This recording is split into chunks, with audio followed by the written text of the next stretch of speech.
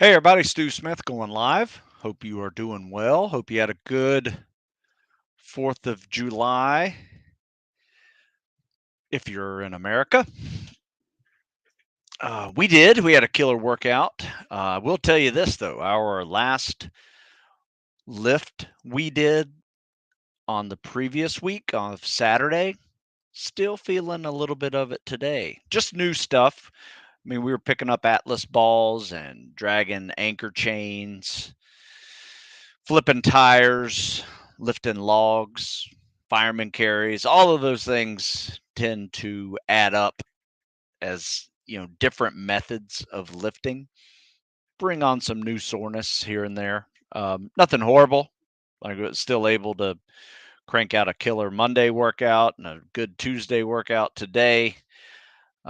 Yesterday we tested out uh, a level of the pyramid that I don't go up to so much. For instance, um, everybody knows the 1-10-1 pyramid. You do pull ups, push ups, sit ups, dips, or you have push press in there if you want.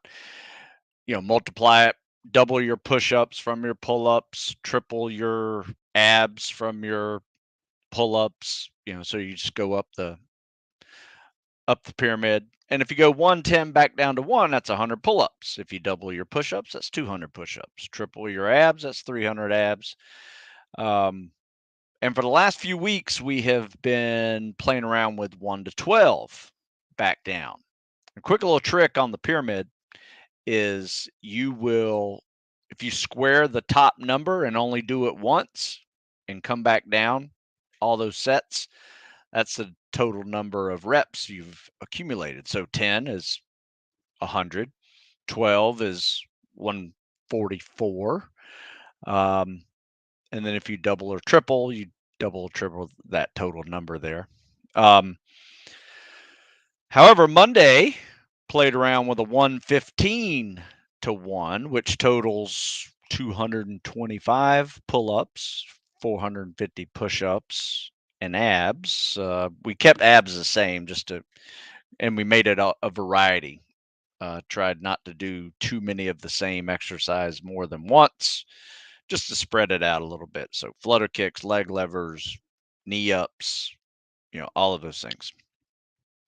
Plank pose, even some guys were working on their planks and just put in that for time for reps.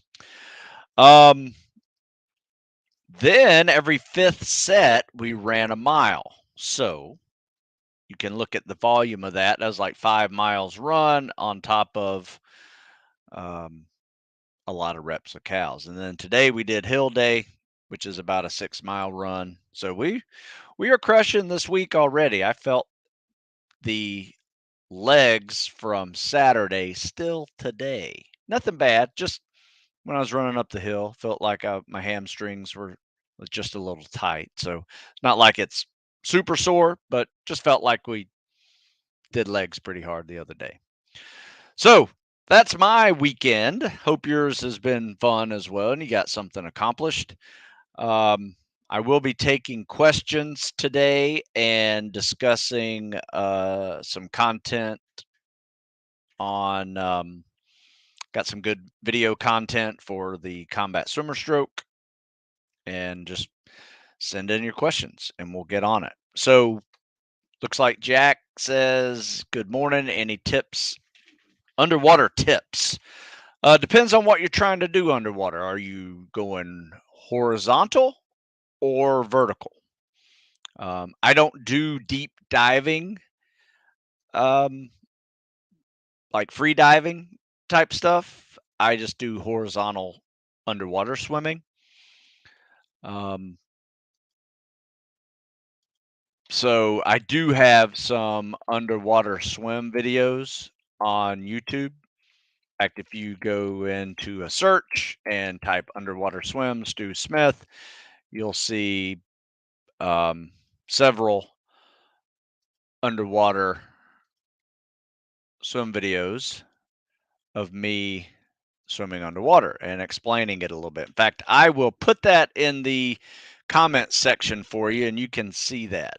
And then you say, I fin freestyle every day. Is that good? I plan on joining the Air Force Special Warfare. I personally would not fin every day. I've seen people, especially when they are ramping up their running, if they are finning too much, they will start seeing some hip and knee pain in the form of tendonitis, primarily.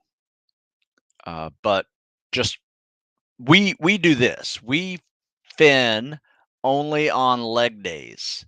So depending on the week, we will probably fin 2 times minimum, 3 times maximum. So let that let that sink in. So you answered my question about horizontal or vertical, 25 meters. Yeah, I understand if you're preparing for Air Force Special Warfare, you got 2 25-meter underwater swims as part of your initial fitness test. Um, yeah, watch that video. I explain it pretty well. It's all about efficiency in pulling and gliding.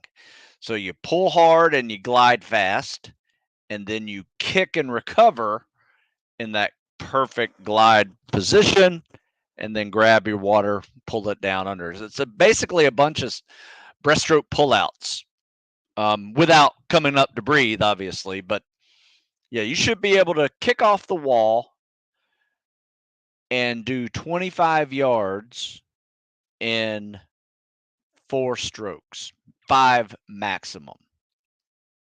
Um, I will say this though, if you are doing the 50-meter underwater swim for buds, which I will tell you this, don't practice it alone. It's not worth it. Um, Almost nobody fails that swim. Um, I think I've seen one guy fail it in my recollection. Um, but even in my class, we had 100 people. We were 100% passing it. So it's not something that you need to practice on your own. Make sure you are practicing just good technique so you're not overworking underwater and getting exhausted and using all your oxygen for useless kicking and pulling. So, um, if you if you're doing the 50-meter, you got to jump in and do a front flip. You don't get the luxury of kicking off that first wall. So your arm pulls have to be really squared away to create some momentum. And usually after that front flip underwater, one big arm pull, you're kind of up to speed. Um, you're never as fast as you're going to be when you kick off the wall, those first 8 yards. But the good news is you get to, when you come back, you get to kick off the wall coming back. So you got some good speed going into the final 25 yards. It's all about technique. Don't try to practice longer breath holds. Yes, you can practice them, but don't do it underwater. Um, if you get a good underwater technique, you basically can um, get 50 meters or 25 meters feel about the same as you walking and holding your breath for that same distance. It is literally pull glide, kick glide. Um, is practicing swimming without goggles good idea? Basically preparing ahead for later in the assessment. Yeah, I think you should practice multiple ways.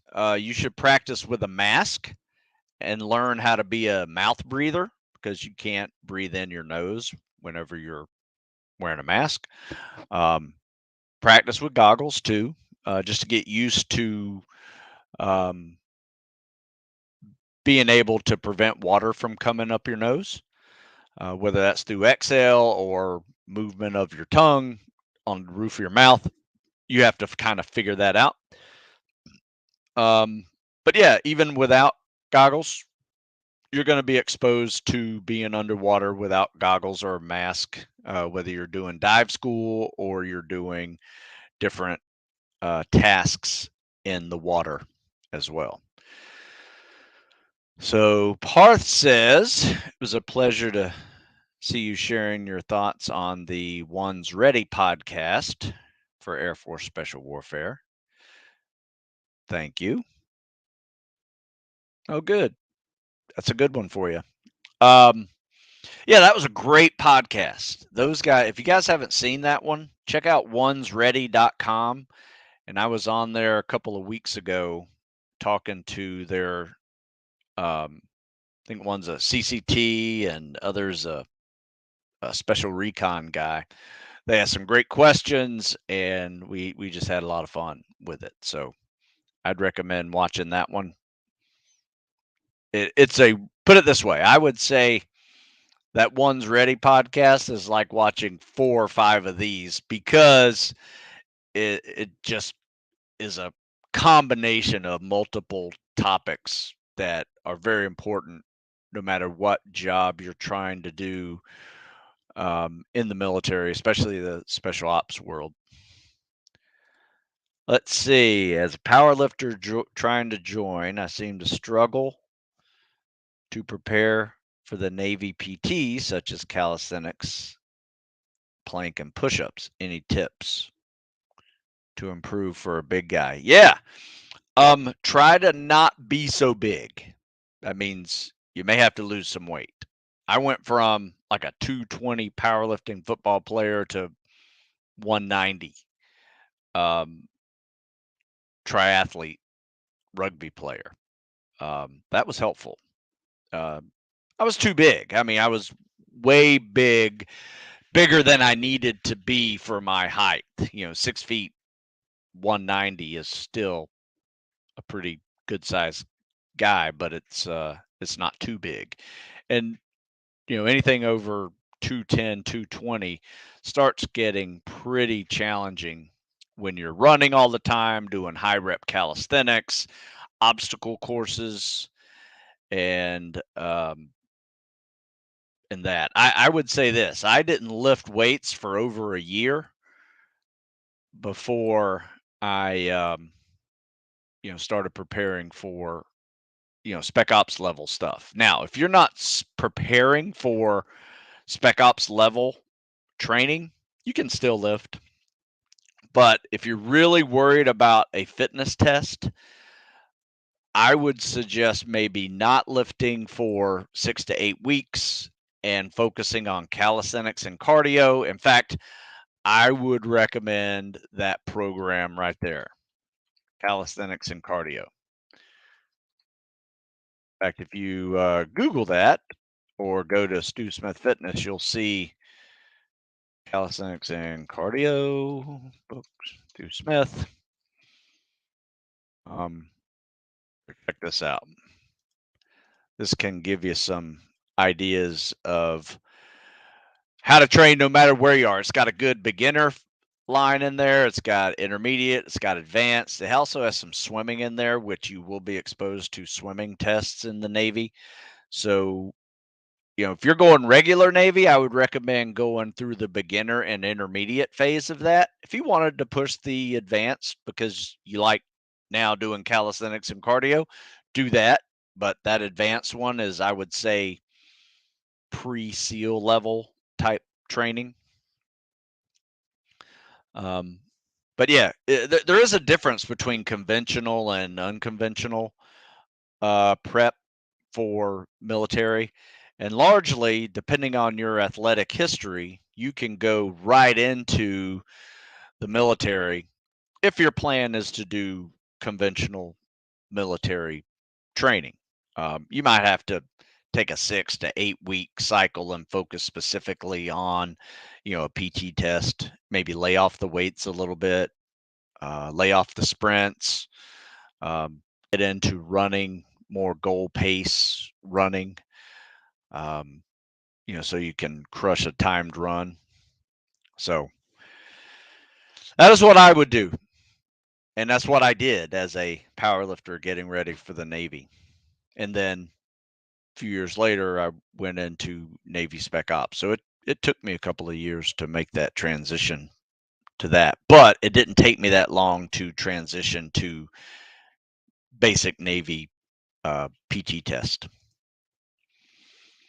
Let's see. CSS as in HTML, CSS, JavaScript. No, that is not what I do. I do not teach computers. CSS equals combat swimmer stroke, or they also call it combat side stroke. That is probably one of the funniest questions I've received. I will say this: I do put hashtag CSS on my videos that I post on TikTok, and I get some of these type of comments. But no, if you're on here for computer programming, I'm not your guy. If you want to talk about swimming, training, ask those type of fitness questions. I have no idea what CSS JavaScript is. With that, why don't we move over to a video and do some CSS swimming, combat swimmer stroke swimming, and discuss that. How about that? I have a couple here, and I want to ask you guys a question. Do you want to see perfect CSS swimming, or do you want to see imperfect with me correcting it? Which one's more valuable? I kind of like to do both, but I'm just curious what you guys think is more valuable when you see me do critiques of these. And remember, you can also find these swim critiques over on TikTok. Same address as my Instagram, StuSmith50. I do nothing but TikTok or CSS critiques over on TikTok. People submit these videos and I critique them. That's how it works. All right, let's share a screen here. Sharing my screen. Looks like we got a window. Boom. And you guys should see this. Let's see what this one looks like. So far, I will say, one hand on top of the other. Not swimming like this when you kick off the wall. So far, it looks good. Kicking off the wall. That's the kickoff, and he's knees bent, and he's about to do a horizontal jump. And with a good streamline, you can get a good 8 to 10 yards off the wall. Not bad. Kind of, yeah, I'll give you that one. That would look good. Top arm, bottom arm, kick and glide. This is a little awkward. There's very little glide after the kick. One Mississippi. Yeah, I couldn't even say two Mississippi on that. So your glide is really short. I think your kick may be just too wide. You need to focus more on kicking on the, from the knees down. Yeah, you need to open your legs up a little bit, but really forcefully close your legs. Boom. That was better. Bottom arm looks good. Looks like you do pop your head up a little too much. Like your bottom ear looks like it might be coming out of the water there. All that does is just change your body position in the water when you do that, and you're swimming more diagonally than horizontally. So think turn to breathe, not pop up to breathe, because your body position does change when you do that. But overall, this is not bad. It's not super fast. Not at all. I mean, it's like a minute long, so little bit under a minute. So you might get under 10 minutes with that current swim, but it just needs some work overall. I would say mainly the work is a better kick. So there's an article I wrote called "Fix Your Kick." think this would apply to you tremendously. Fix your kick, and then um, just work on your streamline a little bit after you, right when you kick and you're pulling your arms up to recover. Just be tighter in your body instead of loose out here, and then get in that streamline position. Because I would say streamline is probably one of the most important skills to learn for swim speed. In fact, that's the title of this article I'm about to send you. It is Swimming Streamline, number one most important skill for swim speed. That and a powerful kick. So, um, yes, that's how that looks. Check out those two articles. They're really good for helping you with getting a little bit faster, a little more efficient and powerful kick, as well as being a little more streamlined so you actually glide versus have to work and add more strokes. Any recommendations on neck exercises?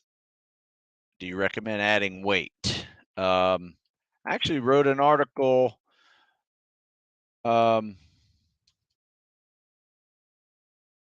for military.com about this topic.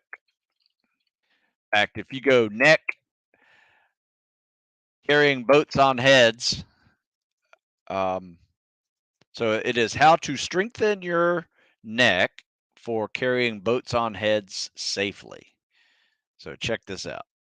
I'm going to put that in the comment section and check that one off as already done. But to answer your question while we wait for the next question, um, what I do is anytime I'm horizontal, I work neck muscles. That means if I'm laying down on my back doing abs or something, I am also, before I get up, do 10 or 20 of these, 10, 20 of these. And as you get a little better, you can add a 40 to 50 of them side to side, horizontal, then roll over on your belly. Um, while you're in a plank pose, up and down, left and right, or you can just lay on your belly and go up and down, left to right. That's going to work the front and back and side. That's just a real safe way to work the neck versus putting weight on it. Um, you definitely don't necessarily need compressing weight going down. Some guys do that. We have tried that in the past. Um, um, I don't think it's necessary for that, but um, wrestlers have a strong neck because they do neck bridges and they're on their head when they're wrestling. um, I wouldn't recommend jumping right into that, so build your neck before that. Football players have strong necks because they have impact of that sport, but also they wear this helmet that adds another couple of pounds to their head, and you can definitely build your neck if you put a helmet on and do those exercises as well. Let's see. How far do they ruck in third phase of buds? Same as thing as Rangers? No. Rangers will ruck all the damn time, every single day. In fact, they probably won't even take off a ruck for half the day, sometimes even longer. Um, buds, I mean, we did over 20 miles um, with a ruck. But we also mixed it with a bunch of other stuff too. Like we used to do these combat conditioning courses, they were called, where you would swim in all your gear, load it in your ruck. Um, by the time you were rucking, you probably had 40 or 50 pounds in there. Um, did your long ruck, did an obstacle course, then you went shooting, and then you did a long ruck, and you went back to swimming and extracting out of there. So it was kind of a mission set style of training. So you're, if you think about what a mission is, you're inserting via the water. You have to infiltrate on land, certain distance. It could be long, could be short, depends on. Could be flown in by helicopter and no hard ruck at all. Just depends. And then you got your actions on the objective with shooting skills, and then you got the exfil. You got to get back out, and you got to extract, to how you got how you got in the first place, or maybe you're getting picked up with a helicopter. You don't have to extract as far. Just depends. But that training mission, those training workouts were always long infills, long exfills, and wet inserts and extracts. So made it fun though. It made that workout feel like you were actually doing something. So that's what I liked about third phase the most. All right, let's do another video. Or waiting on questions. This guy's pretty fast, so this would be a good one to watch. All right, so let me share this and then I'll get to your questions again. Okay, so we have a guy who's just kicked off the wall. So far, so good. Good streamline. Ooh, that was fast. Double arm pull. Like I said, you're never going to be as fast as you are right here. Look at that. Good streamline allows for it. Good double arm pull, transitions into the stroke. Now, the only thing I'm seeing here, it looks like this guy may have been a breaststroker at one time. Maybe not. But he's popping his head up way too much. And there's a problem when you do that because your goal is to move horizontal. But when you pop up vertically, you almost lose a lot of your horizontal momentum. Like you see, like every time he pops up, he just kind of stops. He's not really gliding that much. He's overworking. I mean, it's a lot of strokes. I want to count these strokes. This is what I don't recommend doing. I bet he's double digits on the stroke, even with a good pullout. 1, 2, 3, 4, 1 Mississippi, 2 Mississippi, 5, 1 Mississippi, yeah, 6, 7, come on, 8, 9, and I was right. Look at that. 10 and a half. Yeah, that's too many strokes. You want to be closer to half of that. So 5 or 6 would be a better, would be a more efficient model. Yeah, that looked fast. Might have been at a yard per second, but it was way too much work to get that yard per second. So, does long sleeves and pants help when you're working out in the sun, especially in this weather? It's just beaming down on me trying to get some running in. I tell you what, man, I hate getting sunburned. So when it's hot and sunny, I will wear long sleeve shirts for sure. Not necessarily pants. It just depends on what we're doing. If I'm running in the woods on a trail, or especially when it's overgrown in the summers, or obstacle courses and things like that, I'll wear pants because there's some rope climbs involved. Usually I just wear shorts if I'm just PTing and running, but I will wear long sleeves. And I usually wear the white colored Under Armour long sleeve shirts.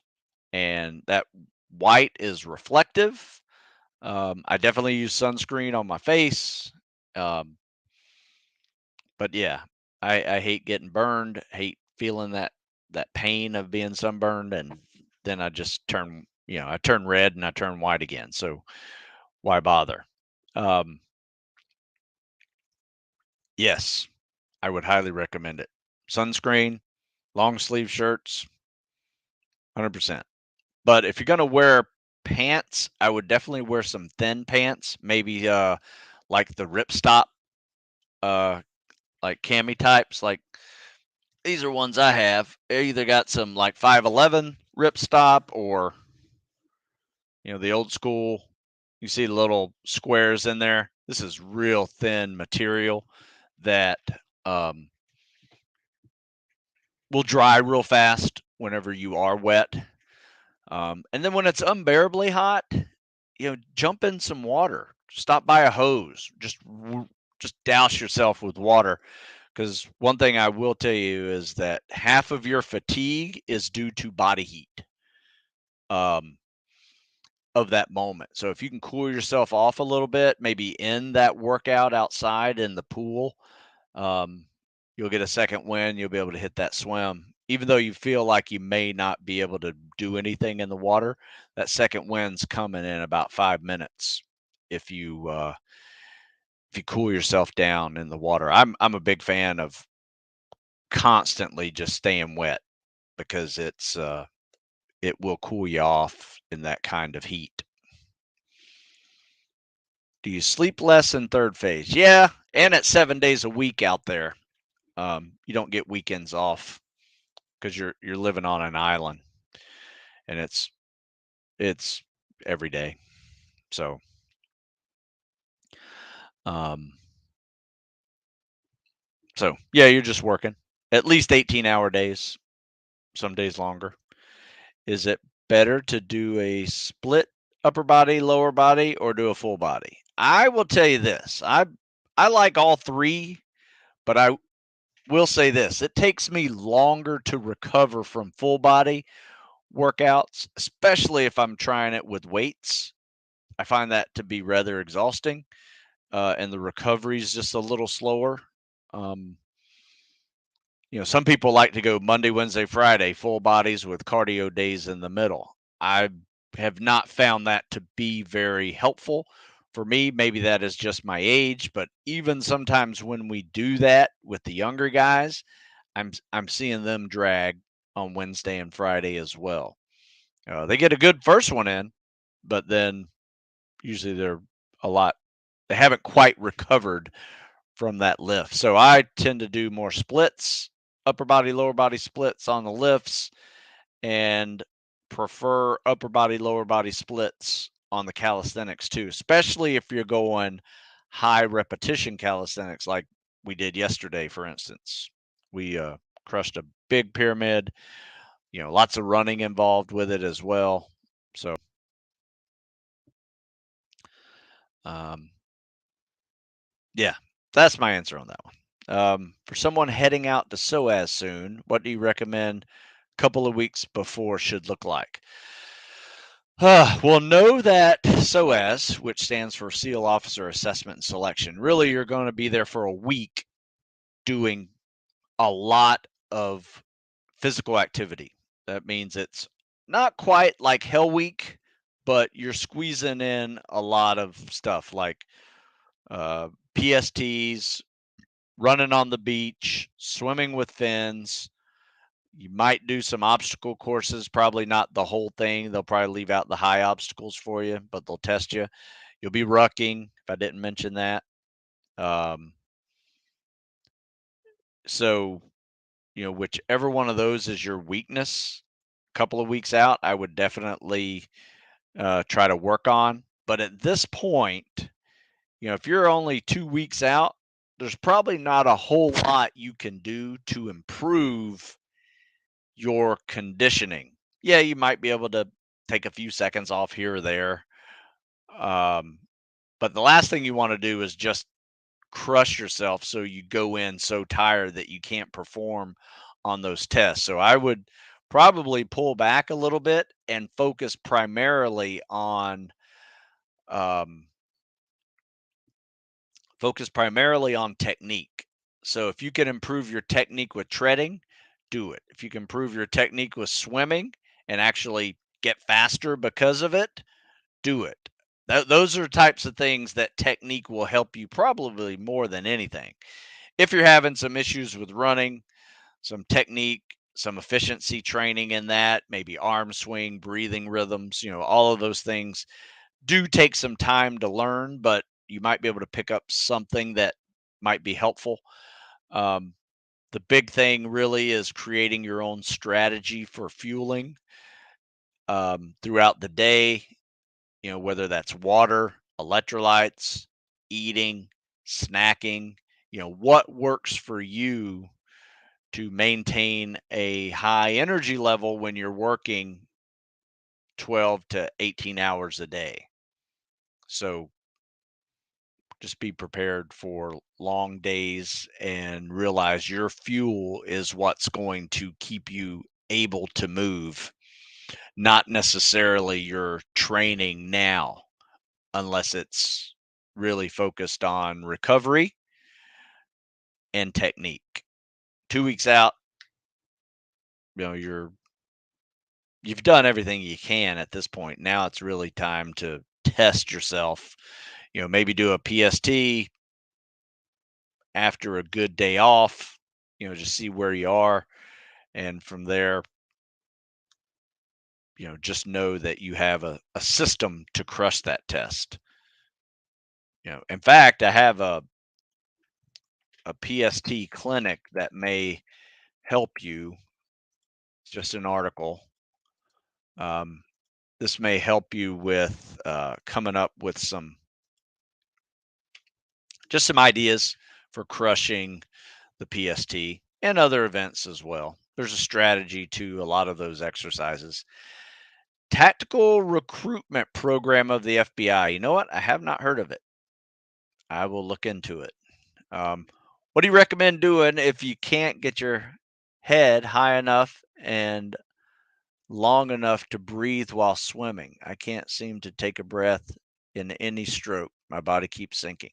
Well, I mean, you could be negative, or you just could be ineffective with your kicking and pulling.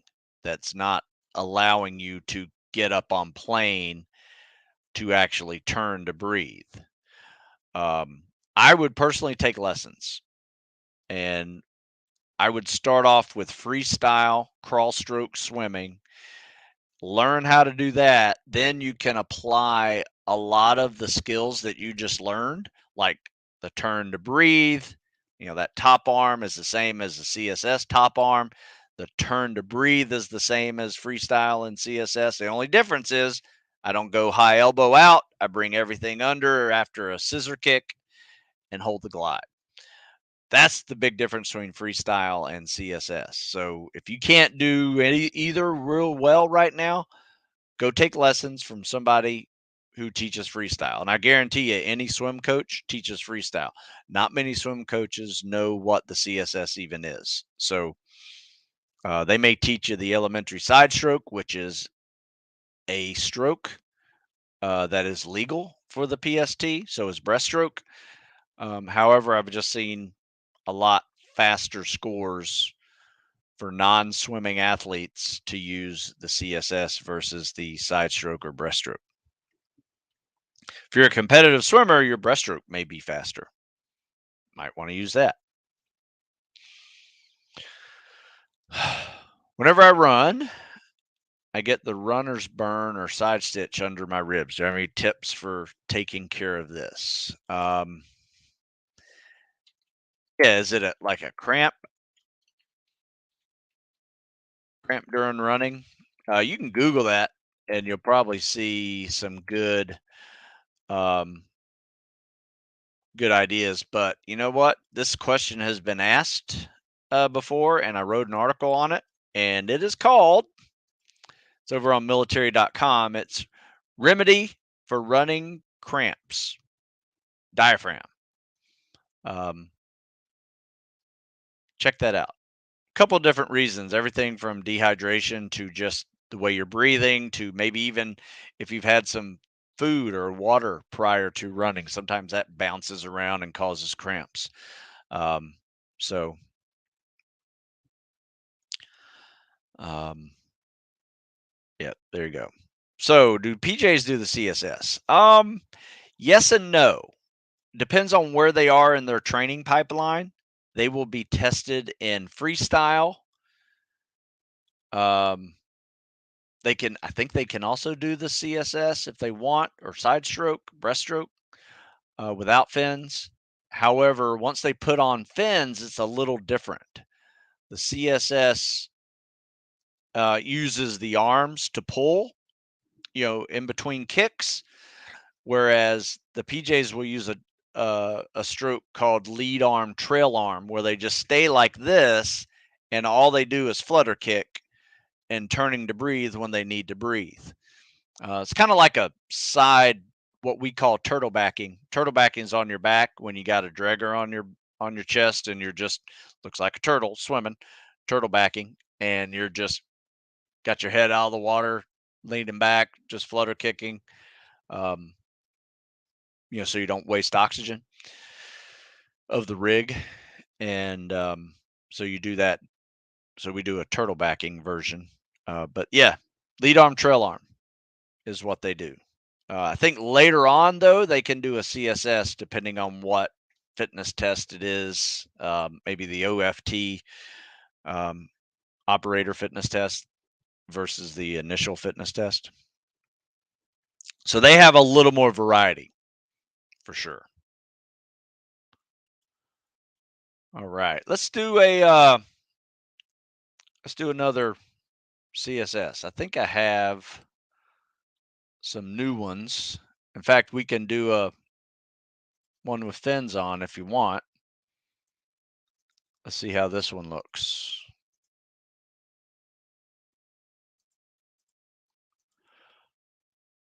All right.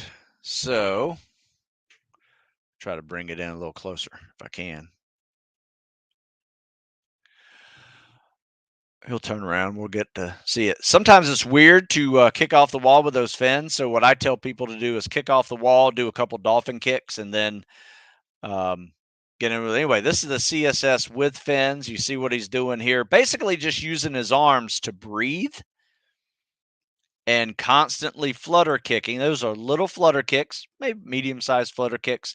The thing that he is not doing, however, is bending his knees, doing what we call bicycling. If you feel like you're bending your knees when you're doing this, it's not really an effective kick. And he's kind of new to these fins, so start off with little flutter kicks, and then as your ankles get a little more mobile, you're going to find it a lot easier to open up those flutter kicks to just medium-sized flutter kicks to do that. So it's all from the hips versus from bending the knees. So whenever you land on your back and you're doing flutter kicks, 1, 2, 3, 1, 1, and you feel it in the hips, that's where you also want to feel it when you're doing CSS with fins. All right, let's see here. Some more questions. Bring back Jeff Nichols. Yeah, we're working on it.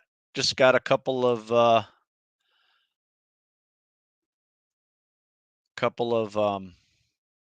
scheduling issues. Yeah, answered that one. Yeah, I think we're good. All right. So, I got another CSS if you guys want to see that. Let's do this.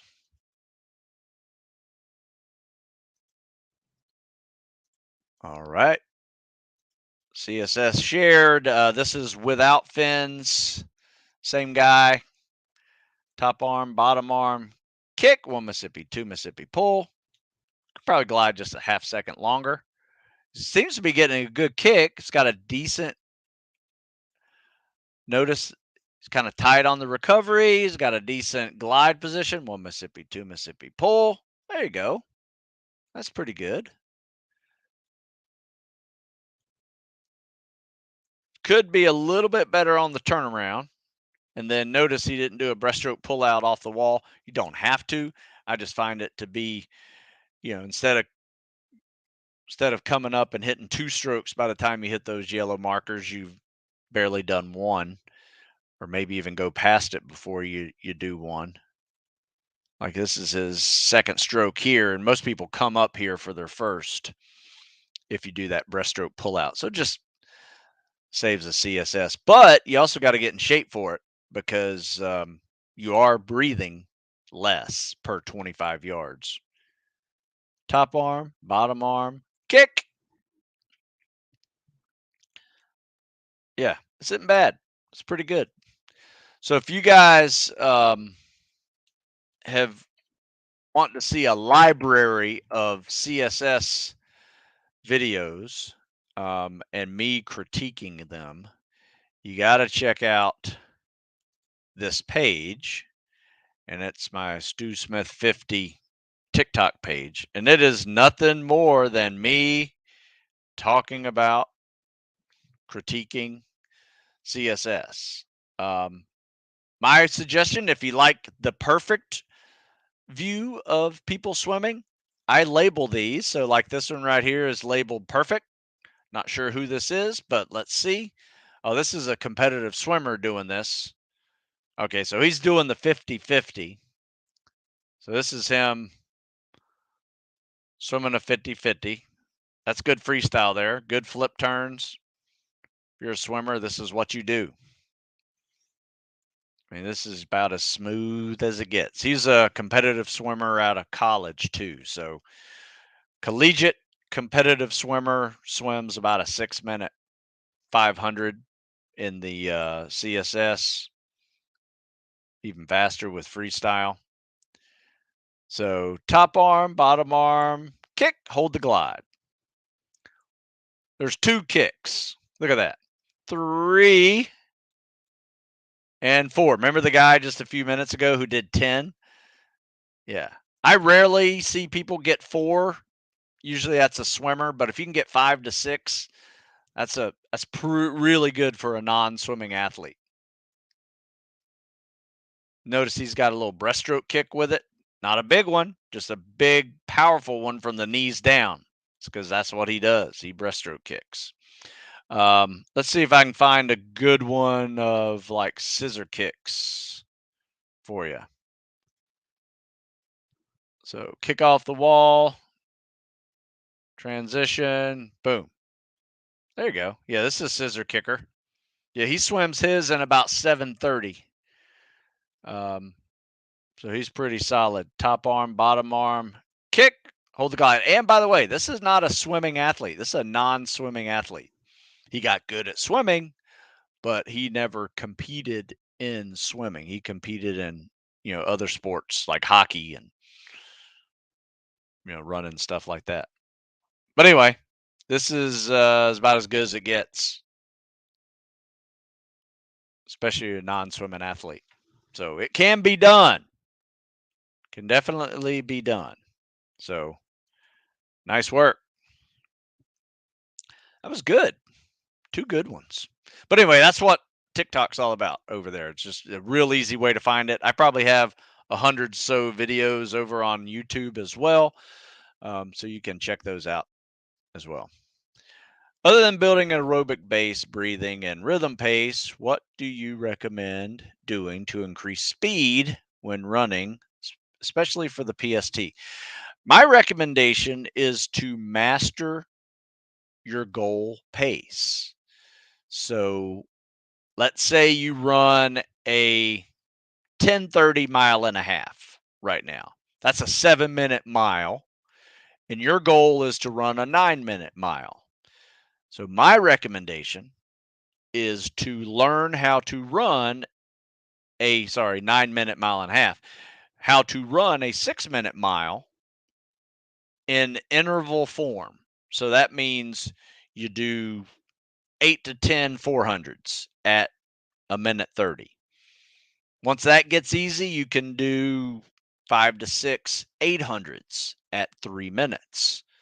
Once that gets easy, you can do 2 to 3 1-milers at 6 minutes. If you can get there and push it, with some rest in between, do it again. And eventually, once that 6-minute mile pace turns into a habit and you actually knowing how to breathe through it, how to feel it, you should know, like, by the way you're moving your arms and your feet are hitting and the way your breathing's going, that you're at a 6-minute mile pace. Learn how to run your goal pace. That is key. And yes, if running too much is going to bother your knees or shins or things like that, you're susceptible to those kind of running injuries, then by all means, don't run to get your training in, go swimming, get on a bike, do other cardio activities that are non-impact so you can at least work on some conditioning without the extra pain of the impact of running. So that's how I do it. And I've written a lot about it. Whether that is for the PST or it's for more advanced distances that you will be tested in. If it's for the Navy, you'll have 4 mile timed runs every week. Army, you got a 5 mile timed run for like Ranger School. There's a lot of 6 mile timed runs and rucks and Army training, Army SF training. So, you want to get those paces capable of a 7 minute mile pace. So I have an article here called Running Plan to help you get to and through selection. And this is just, it's a free running plan in an article format that you can watch and look, even do it day by day for 6 weeks or so, and you'll see the cycle that I use for running, with sprints and goal pace and hills and um, beach runs and intervals. All of those things can help you run faster, and it's good to have a good variety. And do you recommend adding flutters to the CSS? No, if you watched any video I've ever done, I recommend not doing flutters in between the CSS. For most people, it's a waste of energy. You might feel like you're getting faster, but you're not. My recommendation is do 100 with flutters, time yourself, and see how you feel. Can you maintain that for another 400? Then do it without the flutters, time yourself, see how you feel. And if you can maintain that for another 400 and notice the time difference, is it really that much? For most people, it's just a waste of energy and they're just kicking to kick. They're not kicking to actually get faster. They're just kicking because they think they're faster, but they never time themselves. So time yourself and see. Is it really worth the extra effort? Because I have timed people in the 500, noticed a lot of flutter kicks in there when they were doing it. And so I just counted them one day. And I counted over 500 flutter kicks in a 500-yard swim. So, how does that affect you for the rest of the PST? Well, here's how it affected him. He had a fast 50, moderately fast 100, but then every 50 from there on went about 4 seconds slower to where he just gassed himself out and swam about a 10-15, and then his legs were toast and he ran about 11 minutes. He was not in shape for all those flutter kicks. Most non-swimmers are not. So unless you've spent hours in a pool being a competitive swimmer with a kickboard doing this for a mile, I would say that your flutter kicks are a waste of energy. Sorry about that. That's the long answer. Is it easier to tread water using flutter kicks if you have fins on? Yes, that's about the only way to do it. Flutter kicks or, basically medium-sized flutter kicks. I mean, some people do a scissor kick every now and then, but I don't think it's that effective. Is it easier to tread water with fins? Yeah. Treading is nothing more than vertical swimming. Okay. Think of it that way. If you're treading water with fins or without fins, you are vertically swimming. So, one thing that we do is once you are solid with your 500-yard swim, you no longer need to warm up your swim workouts with a 500-yard swim. Like, let's say you're swimming an 8:30 or 8:15. That's good enough. Why don't you spend that 10 minutes warming up treading water with no hands, with fins or without fins? Add a weight. Those are good warm ups too. And a 10-minute tread, I would call near equivalent to a 500-yard swim. May not be caloric wise because it's a lot more cardio conditioning, but you'll find it sucks just as bad, if not worse, especially if you're not good at swimming or treading. But if you're not good at treading, I want you to watch this or read this. This is an article I wrote that has some good videos in it on treading, but it also has a really critical point on mobility and how that helps you with treading. People see my mobility day and they think it's for old people and they don't do it, but it's actually quite useful for people who need to get in a better egg beater position to tread water without fins, or also helps your ankles when you're swimming with fins for so long, and hips. So hip, knee, and ankle mobility works and will help you become a better treader and swimmer with fins. Don't blow off mobility day. In fact, I wrote an article titled as such, Don't Skip Mobility Day. Even if you're young, it is very helpful for a recovery day. It's really helpful for a technique day, and it's helpful for your overall mobility. Would you mind taking us through a typical day of eating for you? Thanks. Well, I had a small breakfast, had some eggs and a banana this morning. I went and ran 6 miles. Had a super greens and protein shake and almond milk this morning post workout. I'm not going to eat anything till lunch, which will be another couple hours. Um, I'll hydrate, just drinking water right now. Um, Today's lunch, I have fish left over from last night and some whole grain pasta, maybe some broccoli or asparagus for lunch. Then I usually have a snack in the afternoon, but depending on what I'm working on, I may eat fruits and vegetables, or I may just eat another meat source if I need some protein.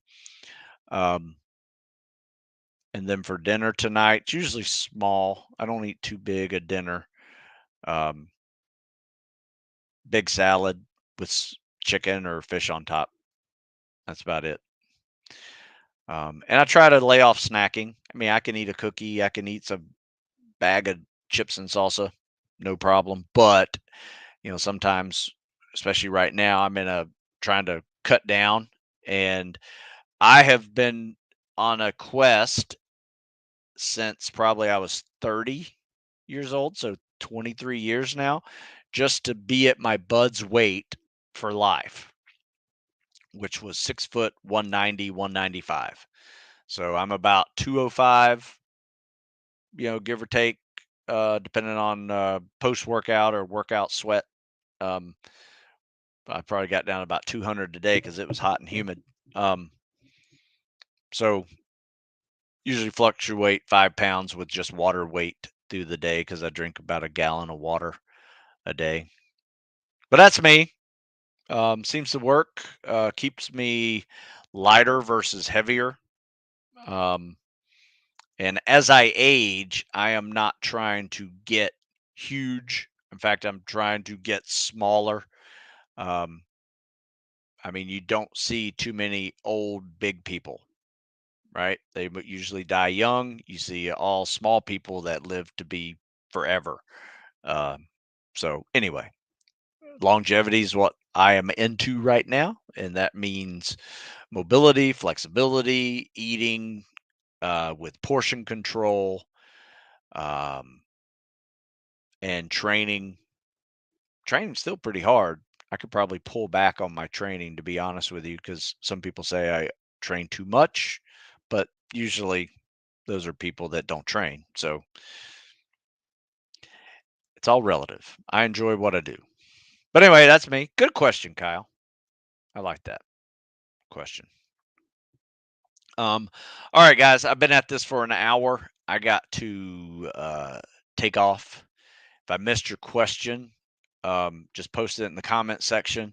or email me, stu@stewsmith.com, and I will get back to you for sure. Also, if you're stuck around this long, I appreciate it.